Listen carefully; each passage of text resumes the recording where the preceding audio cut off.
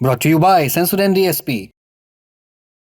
नया सेंसोडेंट DSP nerves को protect करे और इनेमल को repair. Feel the relief with सेंसोडेंट DSP. एक देश में संसदीय चुनाव होते हैं और वोटिंग में हिस्सा लेने 99.99% आबादी पहुंच जाती है, लगभग 100% वोटर टर्नआउट। हैरत हुई? और सुनिए, जीतने वाली पार्टी को 99.93% वोट मिलते हैं। आप कहेंगे ऐसा कैसे हो सकता है? हो सकता है, जब देश नॉर्थ कोरिया हो तो ऐसा ही होता है। जी हाँ, उत्तर कोरिया में राजनीतिक आज़ादी कितनी है ये किसी से छिपा नहीं है, और वहाँ हाल ही में हुए चुनावों में सरकारी मशीनरी ने ये छिपाने की कोशिश भी नहीं की। उत्तर कोरिया में रविवार 15 मार्च को संसदीय चुनाव हुए। वोटिंग के दौरान पोलिंग बूथों को खूब सजाया गया, लोग इनके बाहर नाचना गाना भी कर रहे थे। देश में 7 साल बाद इलेक्शन हो रहे थे तो बाकी देशों को भी कुलबुलाहट थी कि इस बार क्या होगा, मगर किस्सा वही ढाक के 3 पार। नतीजों का ऐलान हुआ तो बताया गया कि supreme leader Kim Jong Un की पार्टी और गठबंधन को 99.93% वोट मिले हैं। इसके साथ ही देश की संसद, जिसको सुप्रीम पीपल्स असेंबली कहते हैं, उसकी हर seat workers party of Korea के हिस्से चली गई। हालांकि ये आंकड़े देखकर ये हैरत भी होती है कि नॉर्थ कोरिया में आखिर किम जोंग उन के खिलाफ वोट करने वाले ये 0.07% कौन से दिलेर लोग थे, खासकर इसलिए क्योंकि पहली बार किम जोंग उन के खिलाफ वोट पड़ने की खबरें आई हैं। रिपोर्ट्स के मुताबिक सरकार ये दिखाने की कोशिश कर रही है कि देश में विपक्ष पूरी तरह खत्म नहीं हुआ है, विपक्षी पार्टियां भी मौजूद हैं और लोग अपने मन मुताबिक वोट डालते भी हैं। मगर यहाँ बीच में आ जाता है इलेक्शन का प्रोसेस।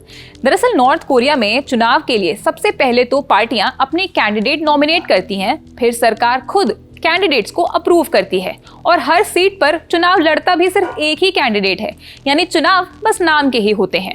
कहने को तो वोटिंग सीक्रेट बैलेट से होती है, पर इसमें असल में कोई सीक्रेट होता नहीं है। अगर किसी को इस एक कैंडिडेट को वोट नहीं देना होता तो ऐसा नहीं है कि वो उसी बैलेट में अपनी चॉइस भी डाल दे ना, उसे विरोध में वोट करने के लिए दूसरे बूथ में जाना पड़ता है। जाहिर है इससे वोटिंग के प्रोसेस में कोई सीक्रेसी तो रह ही नहीं जाती, इसलिए लोग भी मारे डर के विपक्ष में वोट डालते नहीं हैं। फिर ये 0.07% वोट कहां से आए? रिपोर्ट्स के मुताबिक सरकार के अधिकारी ही खुद ये मनगढ़ंत डेटा बनाते हैं। ऐसा करके वो दिखाना चाहते हैं कि 2.5 करोड़ की आबादी वाले इस देश में लोगों के पास अपने प्रतिनिधि चुनने की आज़ादी है, और वो तो अपनी मनमर्जी से सुप्रीम लीडर किम जोंग उनको चुनते हैं। जिन लोगों ने वोट नहीं किया उनमें से भी ज्यादातर ने इसलिए नहीं किया क्योंकि वो देश के बाहर थे। सिर्फ कुछ ही ऐसे थे जिन्होंने देश में रहते हुए भी वोट नहीं डाला। इस बार के चुनाव के बारे में ये भी एक खास चीज रही कि किम जोंग उन ने चुनाव लड़ा ही नहीं। माना जा रहा है कि ऐसा करके वो चुनी हुई सरकार और असली सरकार को अलग अलग कर रहे हैं। नॉर्थ कोरिया की संसद को यूं तो रबर स्टैंप ही कहते हैं, मगर कानूनी रूप से काम पूरे करना इसकी ही जिम्मेदारी है। देश की सत्ताधारी पार्टी जो भी फैसले करती है, संसद उन्हें कायदे कानूनों में तब्दील करती है। देश की संसद साल में 1 या 2 बार ही मिलती है।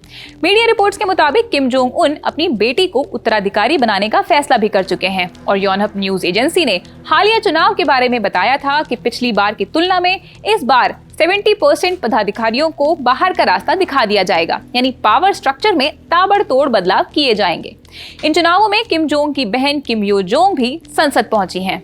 कोरियन सेंट्रल न्यूज एजेंसी के मुताबिक सदन अब एक बैठक करेगा और किम जोंग उन को देश का सुप्रीम लीडर चुन लिया जाएगा। दक्षिण कोरिया के साथ संबंधों को लेकर संविधान में बदलाव करने हैं या नहीं, विदेश नीति पर कुछ फैसले करने हैं या नहीं, ऐसे तमाम मुद्दों पर फैसले किए जाएंगे। फिलहाल इस रिपोर्ट में इतना ही। बाकी देश दुनिया से जुड़ी तमाम खबरों के लिए आप जुड़े रहिए द ललन टॉप के साथ।